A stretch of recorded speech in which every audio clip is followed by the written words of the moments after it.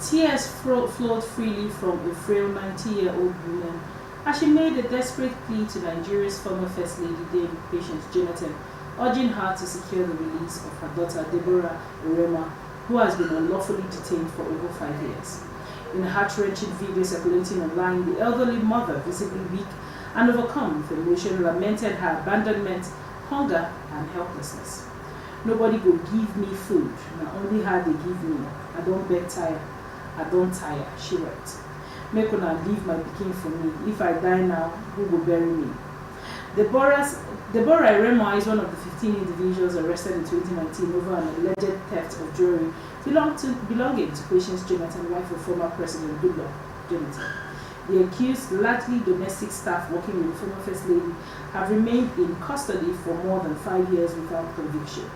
Those detained alongside Erema include William Alami, Vincent Olabiyi, Ebuka Cosmos, John Dashi, Tamunokoro Abaku, Sahabi Lima, Emmanuel Aginwa, Precious Kingsley, Tamunasaki Achise, Salome Waribuka, Sunday Reginald, Boma Oba, Vivian Golden, and Emeka Benson. Despite the passage of time, there has been no resolution in court, no official conviction, and no compensation for the years lost behind bars. The toll has been devastating. Deborah's daughter, who had been caring for the family in her absence, died recently after a long illness. A family source revealed that the weight of caring for her grandmother, raising her own children alone, and enduring the absence of her mother eventually led to her collapse. She died a slow, painful death. It was the hopelessness that killed her, the source said. Rights groups have raised alarm over the prolonged detention, calling it a gross violation of human rights and a reflection of systemic failings in Nigeria's justice system. I mean, what are your thoughts on this? It's horrible.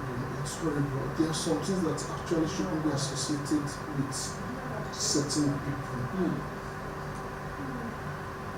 I mean, even the number to me sounds outrageous. 15 domestic staff. She probably never tell.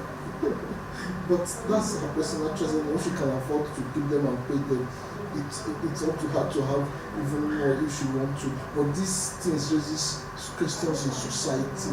You know, if these people have other things to do, we have to be there. Then, like I said, there are certain things that shouldn't be associated with people.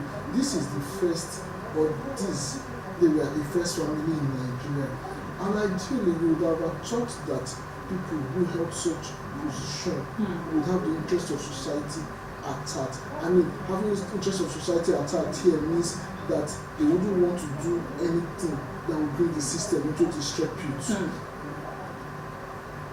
Should she have sought justice for her missing jewelries?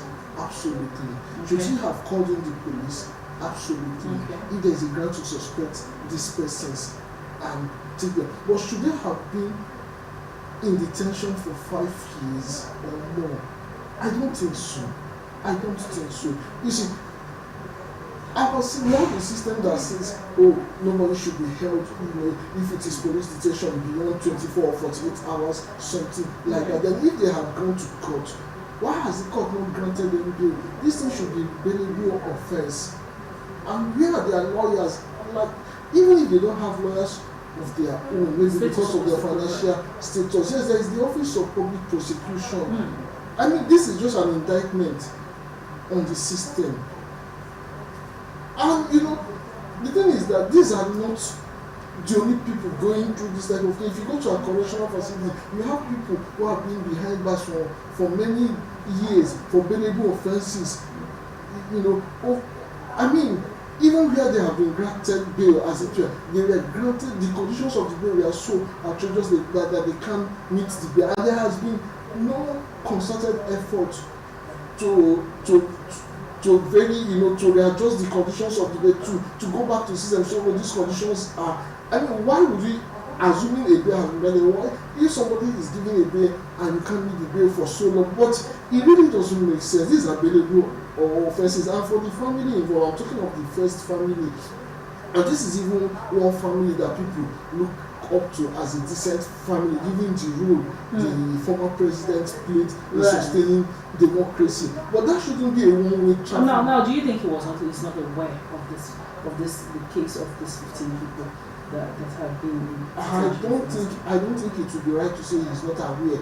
That in itself should be an indictment that he's not aware of his domestic staff. I mean, the report says domestic staff, not the staff of his wife in one business she runs. My understanding of domestic staff means that they are staff within my house. Maybe they are cleaners and all those things. That means to some extent I have a personal relationship with them. So have you asked what of these persons? I mean, if I have 15 domestic staff, 15 of them can be taken away at the same time. Yeah, so when you didn't notice these persons, did you ask questions? What answers were you giving? Or let's even say you were told there's a case of theft and police was caught, something.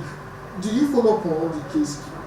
Is it possible for 15 people to steal jewelry collectively?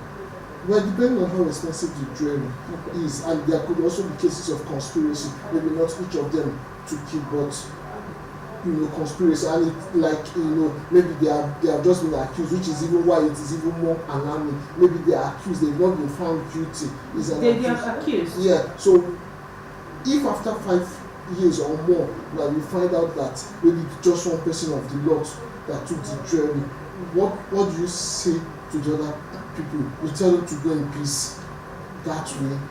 What compensation would you give to them? This is their life taken away. Like the one that has lost a daughter and the mother is at the point of death. She probably didn't have the honor of burying her daughter. Her grandchildren as I mean, it really doesn't make sense in any way. Like I said, it's an indictment on our society. And for this particular, it's very unfortunate that the former president involved is the person most Nigerians would want to love, given the role he played, given what he has always put forward in public, and which to some extent he has displayed in public. Now to think that within his household this is happening, it's quite unfair.